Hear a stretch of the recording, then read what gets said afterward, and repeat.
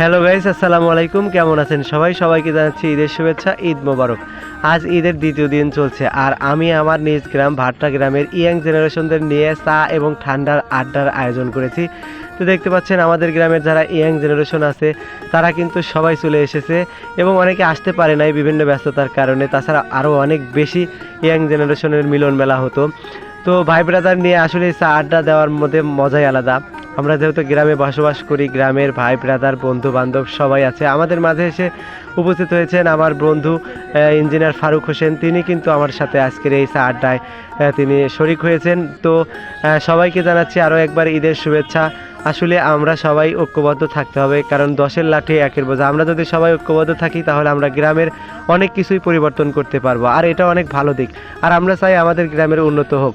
যেমন আমাদের ঈদগাহ মাঠ, কবরস্থান অনেক সুন্দর করে ফেলেছি ইতিমধ্যেই আমরা কিন্তু রাস্তা নিয়ে কাজ করছি, এবং ইতিমধ্যে একটি রাস্তা কিন্তু ইনশাল্লাহ পাকাকরণের জন্য কাজ চলছে। তো আমরা চেষ্টা করছি যে যার জায়গায় অবস্থান থেকে সবাই যেন আমরা আমাদের গ্রামের পাশে দাঁড়াই।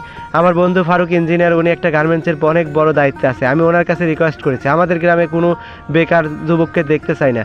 তুমি যেহেতু বড় দায়িত্ব আছো, তোমার কাছে অনেক রিকোয়েস্ট রয়েছে। এই যে যারা ইয়াং জেনারেশন, যারা আসলে পড়াশোনা থেকে ছিটকে পড়ে গিয়েছে, তাদেরকে তুমি চাকরির ব্যবস্থা করে দিবা। এবং সে কথা দিয়েছে যে সে যে জায়গায় কাজ করে অবশ্যই আমাদের গ্রামের যারা আছে তাদেরকে আমি চেষ্টা করব। এবং সে আর একটি ভালো কথা বলেছে যে যুবক সম্প্রদায় উন্নতি করতে হলে পড়াশোনা করতে হবে এবং মাদক থেকে দূরে থাকতে হবে। তো তার কথাটি আমরা আমলে নিয়েছি এবং মাদক থেকে আমাদের ইয়াং জেনারেশনকে বাঁচাতে চাই। এবং সেই সাথে তাকে বলেছি আমাদের গ্রামে যারা গার্মেন্টসে চাকরি করতে আগ্রহী অথবা টেক্সটাইলে চাকরি করতে আগ্রহী, তাদের প্রত্যেককেই চাকরির ব্যবস্থা করে দিতে হবে। সে মোটামুটি ইনশাল্লাহ কথা দিয়েছে, তার সাধ্যমতো চেষ্টা করবে আমাদের গ্রামে কোনো বেকার ছেলে যেন না থাকে।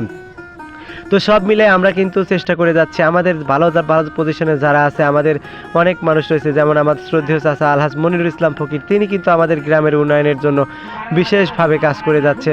বড় ভাই মানিক হোসেন সহ যে যার অবস্থান থেকে আমাদের কাজে সহযোগিতা করছেন, এবং গ্রামের সর্বসাধারণ কিন্তু আমাদের এই উন্নয়নের পাশে সহযোগিতা, কেউ বুদ্ধি দিয়ে, কেউ অর্থ দিয়ে বিভিন্নভাবে সহযোগিতা করছে। সবাইকে জানাচ্ছি অসংখ্য ধন্যবাদ।